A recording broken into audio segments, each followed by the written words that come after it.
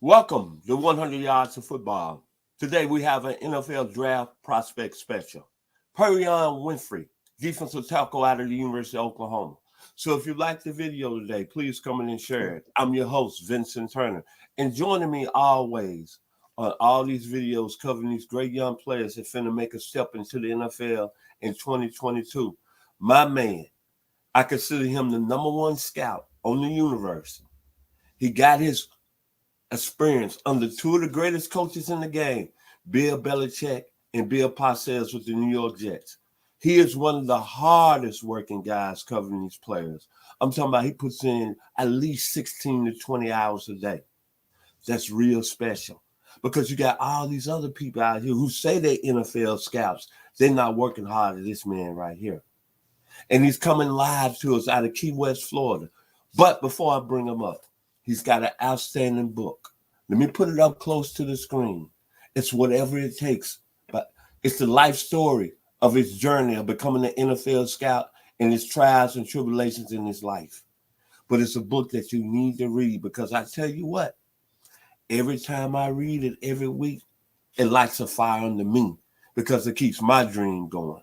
So, my man, let me say his hometown one more time. Key West, Florida. The number one scout, Mr. Daniel Kelly. How you doing this morning, sir? Hey, Mr. Turner, I'm doing well, thank you. How are you, sir?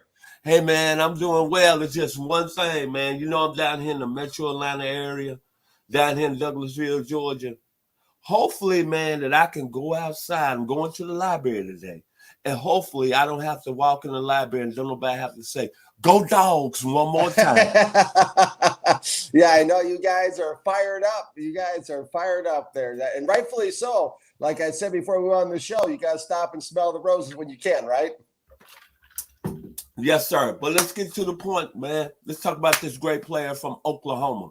What's your observation of him, and what do you think he's going in the draft? Yeah, Perrion Winfrey, defensive tackle, Oklahoma, 6'4", 292, thick and compact, muscular build.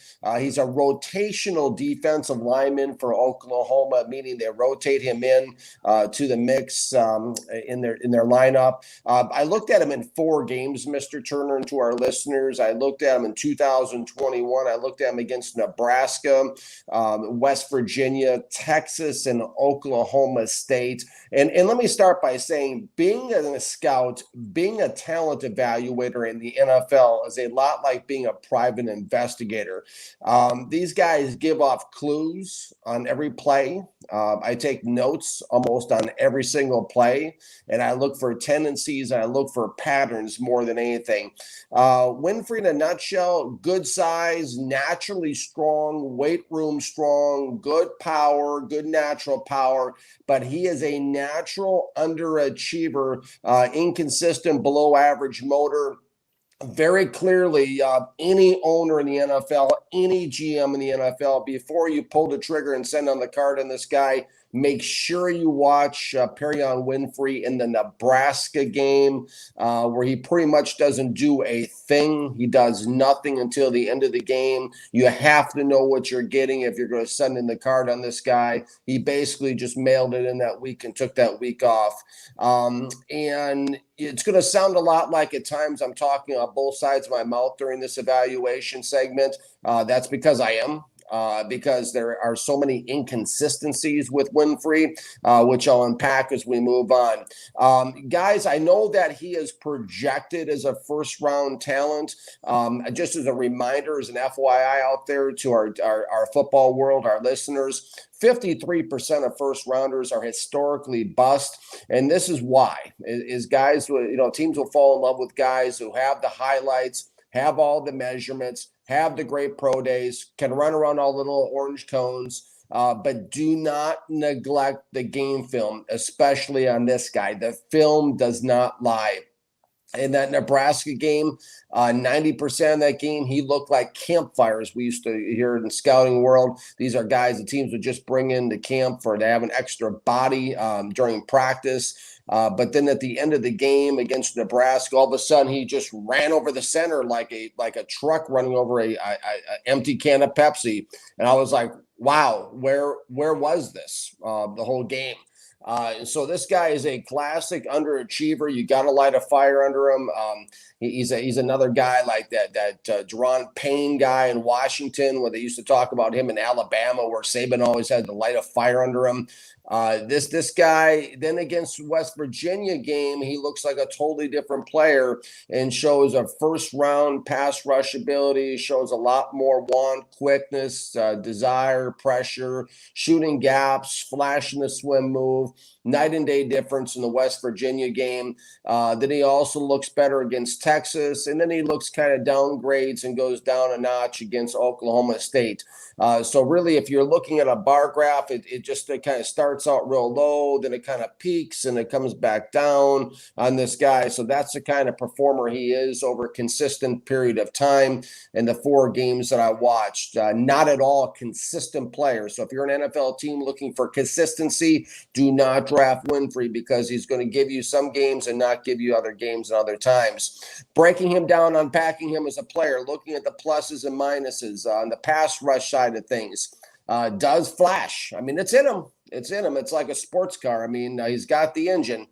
He's got a cat quick first move that's potentially possible. He shows he can swim into a gap very quickly and create pressure. He can get a push. Again, he has natural brute weight room strength. He can get a push. But once in a while, once in a blue moon, he becomes a bulldozer, and like he'll just run over everybody and plow his way into the quarterback, much like Albert Hainsworth used to do back when he played for Tennessee and for Washington. I think it's important to say this. He does have rigidity in his hips. He is not flexible in his hips. It shows up repeatedly when he tries to change direction quickly. How does this translate to him on the defensive line? Having rigidity in your hips and not having good flexibility in your hips translates to not being explosive at the point of attack. This guy is not at all explosive when he makes initial contact. He is more strong than anything else when he gets a push. Now, when you look at the flip side of the coin and the negatives on Winfrey against the pass, when in the pass rush situations, and this is the way I would talk if I was sitting in an NFL war room right now, talking, it was my turn to talk about Winfrey and give my report.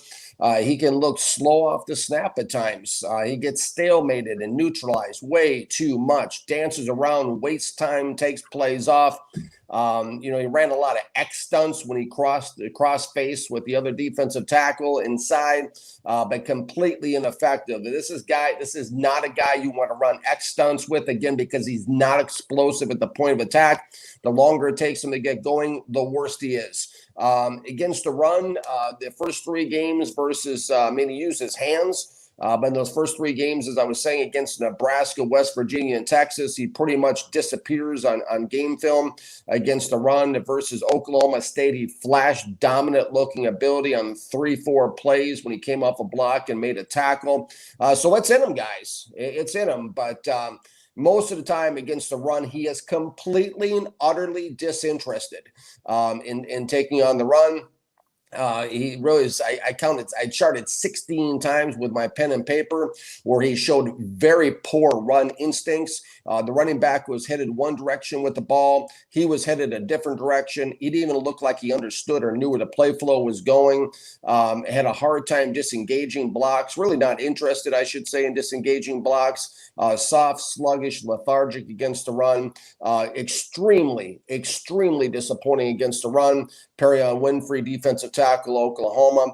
Winfrey's a real challenge, guys, because he has a rather high probability of being a bust. He's a boom or bust player, as they call it in the scouting world. He clearly has first-round pass rush ability, but he is an undrafted free agent against the run. So that's what you have as a complete package. He has the size, and he will wow at workouts. He'll wow at pro days, like I mentioned. He'll run through the orange cones like a Hall of Famer, and he will more than likely be taken, probably because teams don't watch enough film and don't pay enough attention to the film. He'll probably get overvalued and over-selected about the 20 to 32 range in the first round. That is not at all where I'm putting my name on him or recommending him. I'm just saying that's the way the NFL works, who falls in love with measurements more than game film. However, I cannot and will not myself put a first-round grade on him for two reasons. The Nebraska game scares me a lot. The inconsistent play, taking a game off, scares me a lot. And number two, he is absolutely worthless against the run in the games. His statistics back up what I'm saying, guys. This is not just an opinion. It's an alarming statistic that Winfrey put up. If you go to ESPN.com, type in Perrion Winfrey, pull up his stats. 2021, 11 games played, 23 tackles, and only 11 solo tackles in 11 games. This just takes out a yellow highlighter and highlights the fact that this guy is garbage against the run. Now, he had 5.5 sacks in 2021, which is where his pass rush shows up on game film. But in 2020, if you go back to a season prior to the season, he played in 9 games, had 17 tackles and 9 solo tackles. So what we're dealing with, guys, here, and he only had a half a sack in 2020. So really, he's kind of exploded on the scene right before the big NFL payday, like some of these guys do. He's averaging 1 tackle per start per game on the defensive line. So if you're looking for someone to come in and play the run tough, do not look at Perrion Winfrey. He will be a heartbreaker if you're looking for a run-stopping defensive tackle, nose tackle. And on game film, he clearly shows he has the ability. That's what makes guys like this tough to evaluate, because he shows the ability. But again, he's a big time underachiever. He's a guy that flashes greatness once in a while, which makes you know that's in him. This is the type of guy that will frustrate a coach to no end. This will frustrate a fan base to no end, because he's a guy that's just a dud the rest of the game. Situational pass rushers, we've heard that terminology in the NFL a lot. Their guys are mostly defensive ends and outside linebackers that come in on third down passing situations. The pass rushing defensive tackles don't as much have a spot on rosters in the NFL, but that's what this guy is. He's a situational pass rushing defensive tackle. No way in the world do you take a situational player in the first round of the draft. This guy's a classic heartbreaker. Whoever takes him in the first round doesn't know football and absolutely does not know how to evaluate talent. These guys with the low motors and underachievers do not get better. The word potential will get somebody fired with this guy. They don't get better with money, guys. And if anything, they get worse. I wouldn't have him on my draft board. No way, no how. If I was a general manager in the NFL, I'm not in love with highlights. I'm in love with winning championships. I would put a second round grade on him, a league grade. I think the second round is probably the perfect round for him. There's no way, again, you put him in the first round because of Nebraska game, because of the inconsistencies, because how much he flashes, and because he's absolutely garbage against the run. But the second round, you can bring him in, and, scouts and teams have to know how to grade, because let me tell you something, guys. Once a general manager drafts a guy like this in the first, second, or third round, you're married to him. It's not just throw a game, a grade on them and just move on and just that's it. The number one question any team has to ask themselves, period, is does this guy help us win games? And having an interior defensive tackle who is garbage against the run but can rush the passer, the information, you roll the dice. To me, the answer is no. I think he lasts 3 or 4 years in the NFL. He will not see a second contract, more or less. And, I get frustrated with guys like this because they have the ability, but I guess the game's just not important enough to them. Your thoughts, Mr. Turner? Well, you're a scout, and of course, you got more years of service than I do. But when I look at Mr. Winfrey, and you're right, probably the thing with him, me personally, is him being consistent.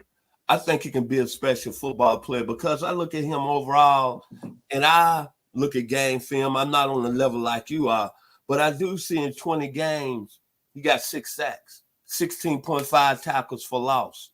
To me, you don't have a lot of tackles in college football the last 2 years that's giving you that production. The production of Jordan Davis has had a great game against Alabama, who considerably is the number 1 defensive tackle in all the draft. His stats are not really all that high. But with Mr. Winfrey, he takes me back to a time, and look where he comes from, the school. Boomer, Sooner, Oklahoma. Now, there was a defensive lineman by the name of Derlin Moore, a guy that wasn't highly recruited from Missouri, on the same level like Mr. Winfrey. Got drafted by the New Orleans Saints. And there was some things about his play similar to Mr. Winfrey. They said he was inconsistent, this and that. But you know what? He ended up playing 12 years in the league for the Saints. Then there was another guy that when I was a freshman at Arkansas, even though I attended Arkansas, I was a big-time Oklahoma fan. And you know, at the time, Oklahoma was running their wishbone. And Billy Sims, Thomas Lott, David Overstreet, all of them was getting the Lord. But on defense, everybody was talking about their linebackers, Daryl Hunt, George Crumby. But there was a player similar to Perrion Winfrey by the name of Reggie Kinlaw. Wasn't as big as Mr. Winfrey, but they say he had the same type of problems. Sometimes he was good in some games, sometimes he wasn't. But you know what? The the Las Vegas Raiders took him in the second round, ended up becoming a pretty good player, and was a mainstay on that 1980 Super Bowl team with the Raiders. But the thing, like I said, Mr. Kelly, you're right. He's not a great guy against the rush. But what I like about him, if he goes into the right system, then you can unleash that potential, because one thing, the guy can really get after the quarterback. And I'm going to tell you what really sticks out with me about Mr. Winfrey, and I know all you gentlemen out there, including you, Mr. Kelly, you great scouts. I'll go back to the Texas game. Oklahoma got down big in that game, 28-7 after the first quarter. But you just said even the Texas game film is good. But what I looked at when Oklahoma was making that comeback after they made the quarterback switch, when they went from Spencer Rattler to Caleb Williams, on that defensive side of the ball, Mr. Winfrey did this. Took his game to another level. Had 2 sacks in that game and turned the game around because Oklahoma defense started playing better. But me personally, I'm not as hard on these guys as you are, because I'm just a fan. So I don't know all the little technical parts, because when I look at these players, I always try to look at the good. But you're right, though, Mr. DK. If you're spending money, you don't want to put time in a player that's going to waste your time. And you're right. You put the key statistic up there today, as you always do. 53% of guys that's drafted in the first round are bust. But look at the 47%.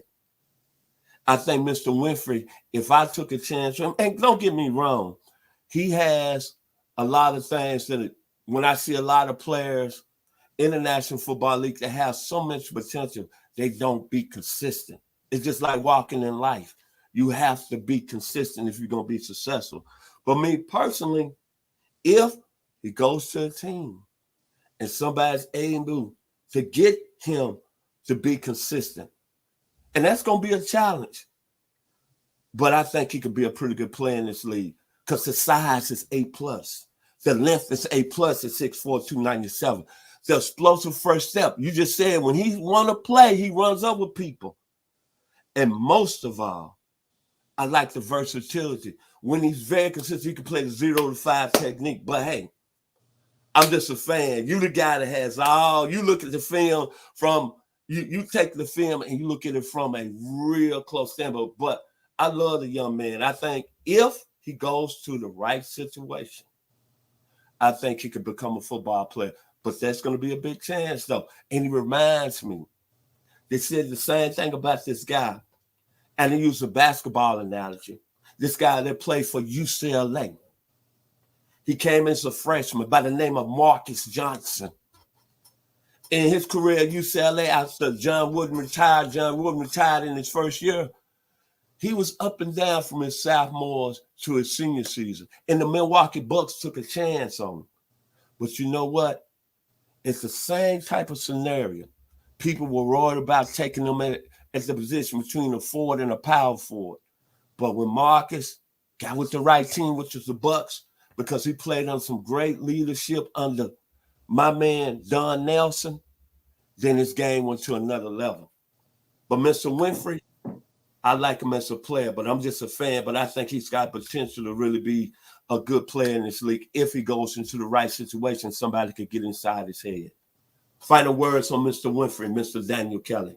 Well, that's what it's going to take. Good thoughts, Mr. Turner. That's what it's going to take, is somebody getting inside his head and almost being like a psychologist and a coach, and trying to figure out what has to be done to unlock the talent all the time. Because you're right, it is in there. But here's the reason why, and I just want to close the show on my portion just talking about why Bill Belichick does things the way he does and is more successful than everybody else. And my interview came down with me and Belichick looking at each other in the eyes. And the reason why is every team in the NFL has 300-400 guys up on their draft board, okay? And Belichick, after the first Super Bowl, had 70 from what I was told from a scout on his staff. And after the second Super Bowl, went down to about 38 guys on his draft board, period. That doesn't mean the other 200, 300, 400 guys aren't going to play in the NFL. They're just not going to play for Bill.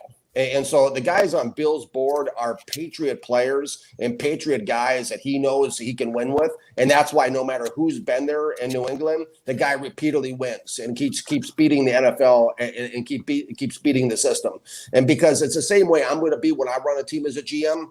I am a hard grader. You're right, Mr. Turner. I probably am going to have 10, 15, 20 guys on my draft board, but those are 10, 20, 30 Hall of Fame guys that can beat the tar out of the rest of the NFL. I'm not saying that Perrion Winfrey is a bust. I'm not saying that he's even not going to play in the league. I'm putting a second round grade on the guy. Okay. I mean, that's a pretty high grade because he has that kind of ability.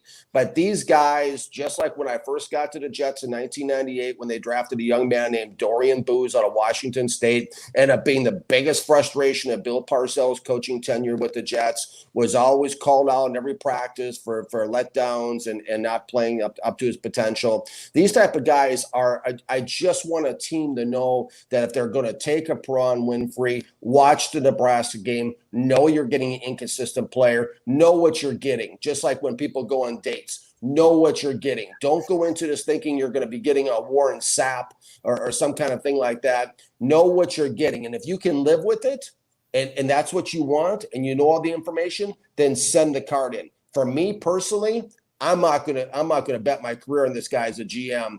I'm going to go with a consistent, complete defensive tackle, which he is not. My final words about Perrion Winfrey.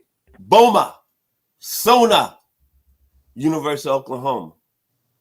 Very simple. By the great temptations. Papa was a Rolling Stone. It was the 3rd day of September.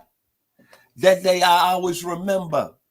So what I'm going to do, I'm going to remember what we did on Mr. Winfrey today.